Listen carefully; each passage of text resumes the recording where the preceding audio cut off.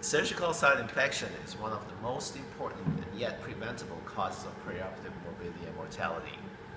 Anesthesia workstation, in particular, has been recognized to be one of the important reservoir sites for harboring pathogens and also be a cause for patient to provider and patient to patient pathogen transmission.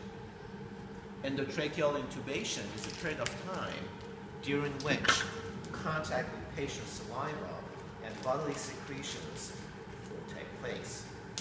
Unfortunately, this is also a period of time that the focus of attention is mostly on securing and stabilizing the airway and well-being of the patient, with very little time allowed to be paid to be used for prevention of contact of the soiled blade with other items or the surroundings of the anesthesia workstation. Typically, we see soiled items like suction tips being pushed under the blanket or simply left around the workstation, during which time it becomes in contact with other surfaces.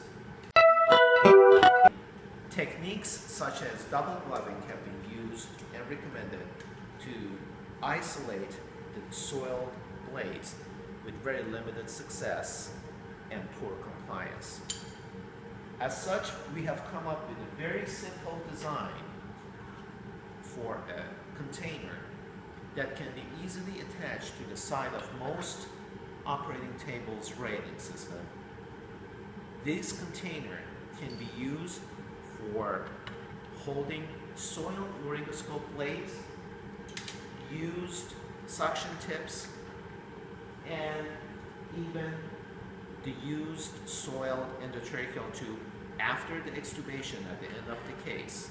This container can then be used to carry all these items, either for reprocessing for future use, disposed of, or recycling, depending on your institution's policy.